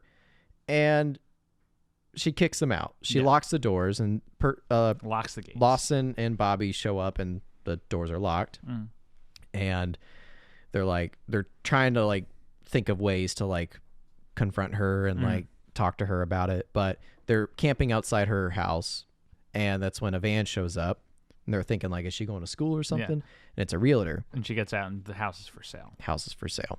To try and win her back, they paint the house. They get the whole community again. They paint the house. Yeah, it was a Bobby and Company painting the house. Yeah. But she doesn't budge. She just says... And Scarger says some stone cold shit. She She's says, just like, it'll increase the value, thanks. Yep, and then walks in.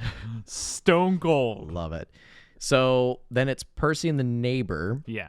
Neighbor from the beginning, who's been in this movie a lot, are packing up the house.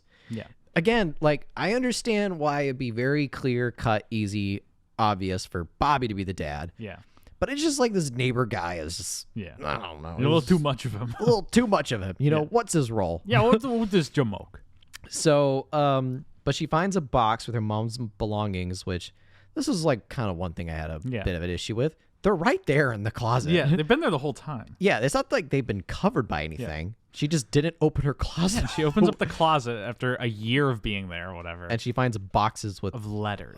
That her mom's like, I wrote these to you, but I was too afraid to mail them because I know we had a fractured relationship. I want you to read them now after my death. Convenient. What a convenient development. Yeah. Glad that was there. Yeah. And at the end of it, it's like, your father was Bobby Long. Whoa! Da, da, da! Didn't see that one coming. that wasn't forecast or anything. It hasn't been forecast for this movie. Oh, shit. So, yeah, she finds out Bobby's her father. Yeah. And he didn't know. Yeah, and so she finds him down by the creek. Where he's, wow, you just pulled that one out, didn't you? What? Down by the creek. Yeah. She finds him down by the creek. He's sitting around. He's like staring at the water, contemplating his mortality. This is a weird... He says the line, sends shivers of mortality down my spine. This was a weird like J cut because she's like reading this letter. Yeah. And she's like, you know, her eyes are wide open. She's like, her whole world's been shattered. And then all we hear next is John Travolta singing. Yeah. And you're like, wait, where's this coming from? Why is Travolta singing? And then it flies in through the window. And then I've been your father the whole time. I'm the spirit of the Christmas future. Ah! Oh, there's the Just Sweeney we know and love. So it J cuts to him singing by the creek. Yeah. What if he had actually unfurled his wings and it revealed this is secretly a sequel to Michael? And he's once again an angel sent to Earth to change. Stop it. To change someone's life. Stop. We already talked about the sequel to Michael. It'd be Michael's. There's two of them. It's like the whole alien scene where the Marines are going through the basement of this colony and they see like the motion sensor is triggering. There's two of them and like 50 Travoltas where the angels are coming up. And then they cover up with wings and they cocoon them and they turn them into Michaels. Shoot him! It's already too late. He's been turned. Battle. That's the sequel to Michael's. Make a sequel to Michael challenge. All right. So first thing she says is criticizes drinking because he's drinking by the creek. And he's like, well, we should all, you let me back in the house so we can all be like a family. And she's like, well, believe it or not, we're already like a family because we are. And then The Price is Right theme plays. Jerry Springer comes out. He emerges from the bog. He's like, did you know that? A bunch of camera crew runs out. Full sprint. We connected the family back together. It's tremendous. It's fabulous. So, like, I know, like, yeah, the beginning of this scene is a bit, like, melodramatic. Mm-hmm. Are you the daddy? Yes! And it's like, yeah, a little bit Jerry Springer-esque, where, like, she comes out and he says, like, the convenient screenwriting line, well, it's like we're already family. And she's like, well, we are family because I'm your daughter. Whoa! But, like, then after that little goofiness gets over. Okay. Can we pause for a second? Sure. You haven't done the hair ranking yet. We'll do it at the end. And we want to do it at the end? Okay. I mean, I can do it now. Well, we can do it at the end. We can do it at the end. After that little goofy interchange.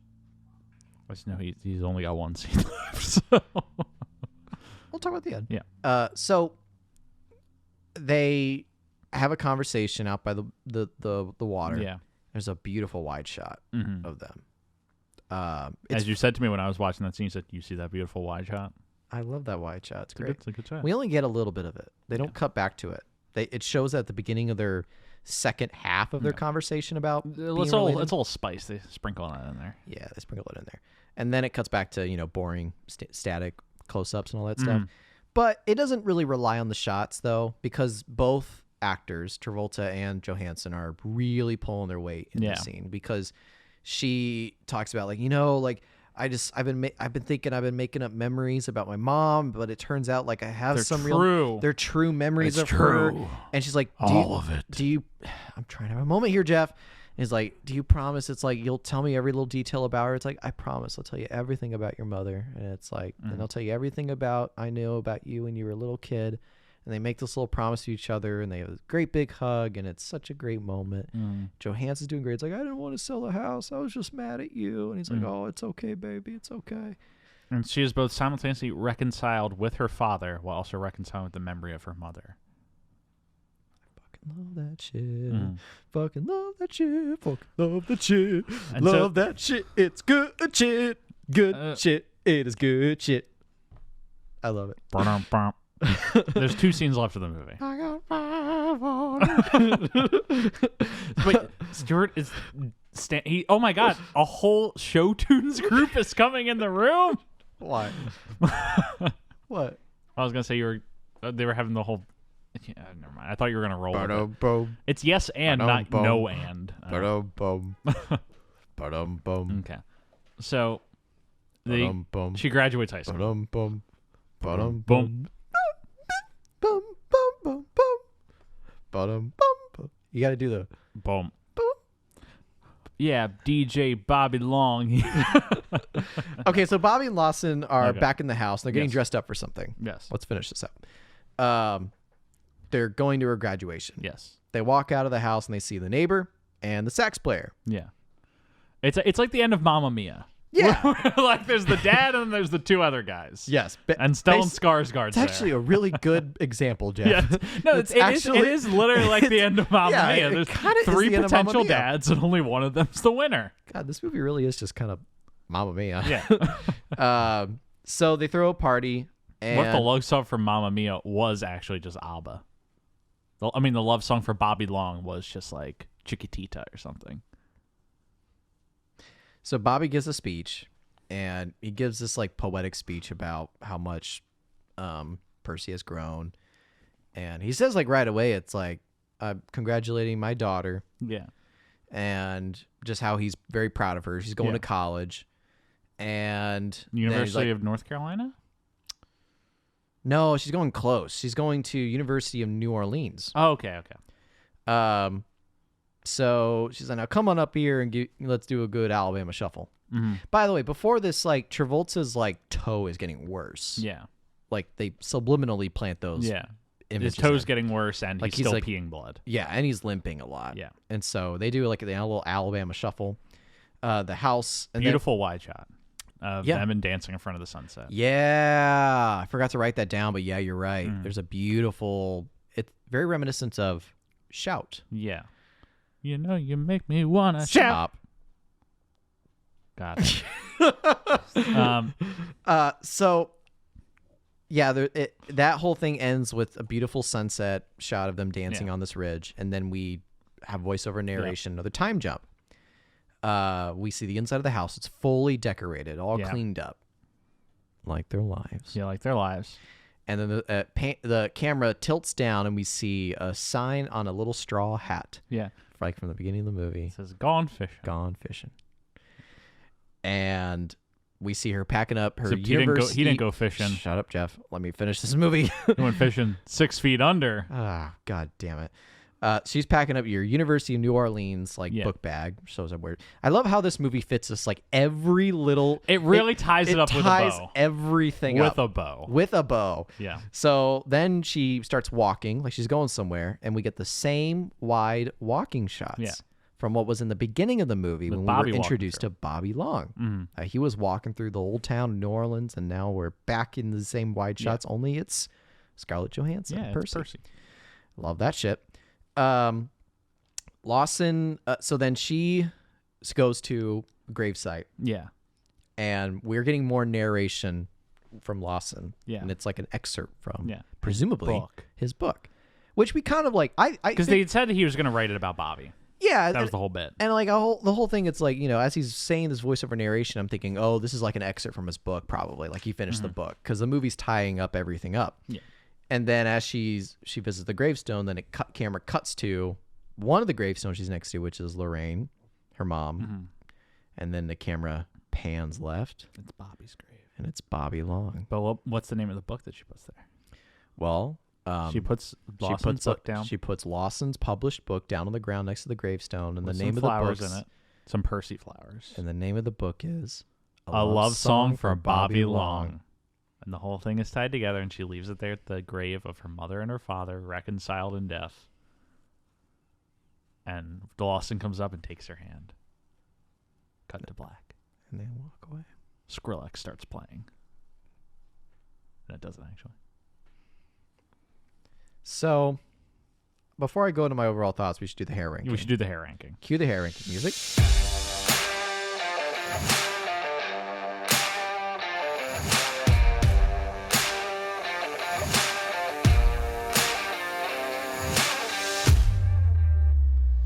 Welcome to the hair ranking. Okay. It looks dyed. It looks dyed. Don't you agree? Yeah, it does look Don't dyed. you agree? Okay, this is why you waited until the end of the hair ranking. You got some beefs you want to throw up I here. have a little bit of beef with his hair. No, I mean, like, it just because for Travolta's age, he's not old enough for it to be like naturally white. Yeah. So it looks dyed white. It looks like the end of Swordfish hair. Except a little worse. Well, no, it's not as bad as Swordfish hair because Swordfish, that's spiky white. yeah. That's okay. like 2000 spiked. This is just like, we need to make you look old, so we're going to dye your hair white. And it's also short, like Lucky Numbers short, which is where it's going to go. It's going to go below Lucky Numbers, above Look Who's Talking. Whoa, you already thought this out. So in the short hair chronology, which there's two, there's Basic and there's Lucky Numbers. Those are the two movies that John Travolta has like the buzzed cut hair. Yeah. This is buzzed cut hair, but white. So I'm putting it with the buzzed cut hair, but the bottom of the buzz cut hair. So below Basic and Lucky Numbers. Below Lucky Numbers, above Look Who's Talking. Okay. Because you said that. I'm putting it above Look Who's Talking because it is something different. Like, it does work for the character because he is supposed to, like, even though he's probably not that old, he just looks really old because he's so grizzled. It accomplishes that. It does. A Love Song for Bobby Long has been added to the hair ranking. Yeah. All right. Overall thoughts. And then we'll get to post-text. Yeah. I didn't cry when I watched this movie, but I did love it. Yeah. I love this movie. It had my name written all over it. This is definitely a Stuart Elmore movie. This is a Stuart movie. Just like, if you guys want to know what my type of movie is, watch A Love Song for Bobby Long. Because like in my own work, in my own films that I've written and directed, family is a central theme that I tend to like focus on a lot. Yeah. So whenever any movie kind of has that, whether it's in its main theme or in its sub theme, whichever way, this happens to be in its main theme. So hook, line, and sinker. So family is your favorite topic in a movie. I got a question. What are your thoughts on nope. all 9 Fast and Furious films? Specifically, how do you feel about The Fast and the Furious? The fact that Vin Diesel hasn't won an Oscar How do you yet feel is a about travesty. Too Fast, Too Furious? I'm not. How do you feel about The Fast and the Furious Tokyo Drift? All right. So How do you feel about Fast and Furious? Just get. How do you feel about over Fast it. 5? Get it over with. How do you feel about Fast and Furious 6? How do you feel about Furious 7? How do you feel about The Fate of the Furious? How do you feel about F9, the Fast Saga? Cool. We done. How do you feel about Fast and Furious Presents Hobbs and Shaw? All right. Are we done? What are your thoughts? If you like family, what do you think about The Family? La Familia. I mean, those You are can just, have any brew you want as long as it's a Corona. I think Fast 5 is probably where it peaked, and then Furious 7's the best. Nah, I think Fast 5 is the best. I mean, Fast 5 does have them pulling the giant Safe. safe through Rio de Janeiro. Yeah. So, But Furious 7 does have Vin Diesel stomping and destroying a parking structure. That's great. They're coming to arrest me right now for that divergence I just brought us on. Okay, so anyway, I give this a 9.5 out of 10. That's insane. That's crazy. I mean, I love that for you. I really like this movie. I don't know if I'd watch it again, but I don't always judge movies on their rewatchability. So that's beautiful. I love that. But yeah, those are my thoughts. I love that this movie did that for you. That's why I think movies are so cool. Yeah, because like this thing that I'm fairly dismissive of had an emotional impact on you. Yeah. And that's just the beauty of it, that everyone has their own emotional impact with movies. And that's something that we're discovering with John Travolta movies, is like everyone affects us differently. Some cause craziness, some cause love. It's a whole variety. And, I believed all the performances. I thought, I was really, it, Jeff, I was in a real tough spot after Battlefield Earth with Travolta. Very much I was so. not happy with him, and I wanted to believe in this guy. This movie had made me believe in. This movie made you believe again. It made me believe in a hope, an a hope, a new hope, just a hope. Yeah. So, and with Johansson adding into it, and ScarJo, when Scarlett and Travolta are going at it, having a good acting dialogue, like they're both just top of the line actors, that it really worked and sold for me. So yeah, for me, this stays around as like a 6 out of 10 for me. I enjoyed it. I thought it was well made, well acted. That's really all I have in terms of final thoughts. Like I said, my final thought is that I'm just very happy that this movie worked for you. Yeah. And I get it. It may not be like your type of movie. So it might be too earnest. Too earnest? Yeah. That seems like a burn. No, I don't think it's a burn. I love earnesty. Sure. My favorite superhero movie is Spider-Man 2. It's very... Okay, can we talk about Spider-Man 2 real quick? We're really quick. This is gonna be short. We talked about Spider-Man 2 a lot last week on the Punisher episode. Should we do the post text? Yeah, the post text is this movie came out and made no money. So, because we don't know what its budget was. No, we do not. It made $1.8 million. Yeah, I made no money. It was released for the Oscar qualifying run. Didn't get anything except for the one Golden Globe. $1.8 million. The one Golden Globe nom. Yeah. This movie definitely costs more than $1.8 million. That's what I'm thinking. Well, I'm thinking it's got to cost what would you guess? Like at least what, 30? Yeah, I think this maybe 20. This could have been a 20. This could have been a 20. Now it would have been. I mean, if they're running out of money, it's definitely a low budget movie. That's true. I can say maybe 20, 25, maybe 20 to 30. I mean, it could not be any lower than that, though. Yeah. Could not be any lower than 20. Mm-hmm. I mean, with Travolta and Johansson. Yeah, alone. Yeah, alone, it's going to be a $20 million movie. But, fuck, that means I lost a lot. Every week we've been bringing up the one and only Roger Ebert, because he usually has, a quote about every movie we're talking, because this was his heyday. And for this That's movie, something we should talk about, though. Continue with your thoughts, but what I looked at a lot of the critical perception of this, and I do have some thoughts, but yeah. What did Roger Ebert think about this? He said, what can be said is that the three actors inhabit this material with ease and gratitude. It is good to act on a simmer sometimes instead of a fast boil. It's unusual to find an American movie that takes its time. It's remarkable to listen to dialogue that assumes the audience is well read.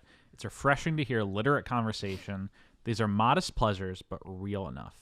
And that's exactly my thoughts on this movie. Yeah. It's like, it's a modest pleasure. It's real enough. I appreciate the effort. It's well made. 6 out of 10. Yeah. It checked all the boxes for me. Yeah. 9.5. Maybe a 9. Mm-hmm. No, I will say 9.5. Yeah. It's almost perfect for me. Mm-hmm. It's almost perfect. Almost perfect. I mean, perfect was a very different movie, but I get what you're getting at. Yeah, it was a very different movie.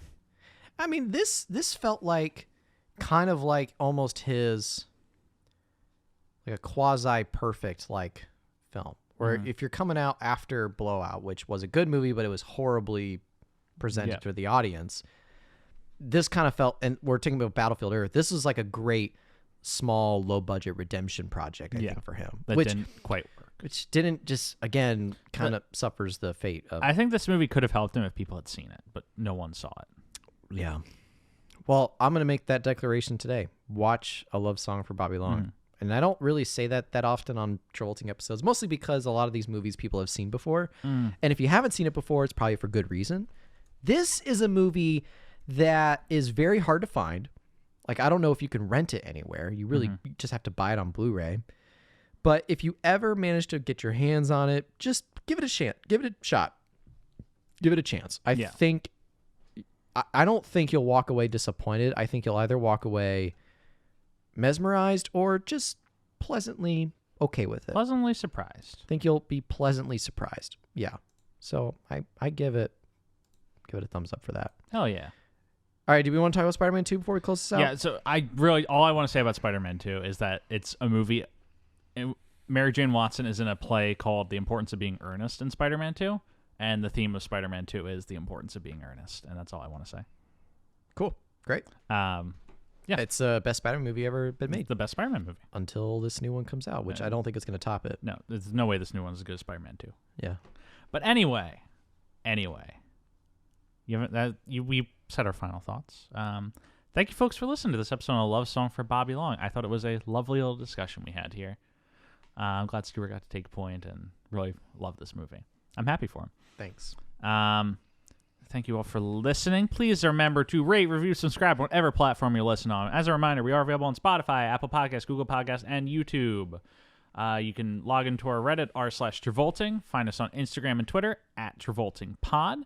Email us any comments or questions, travoltingpodcast@gmail.com. You find me on Twitter @JeffWSweeney. You can find me on Instagram @StuartNumber95. And as always, special thanks to Rebecca Johnson for our graphic design, Nicole Johnson for our social media, and Michael Van Bodegum Smith for the theme music that's taking you out right now. Next week, folks, we have a special episode for you guys. We will not be covering a movie. Our next movie will be in 2 weeks, Ladder 49. But next week, we'll be having a very special episode for you, a very Travolting Christmas. Look forward to that one, folks. There's going to be fun surprises for the whole family. It's going to be great. We're going to be covering a music video and his Capital One Santa Claus commercial. So have a great week. See you next week. Ho, ho, ho. Bye.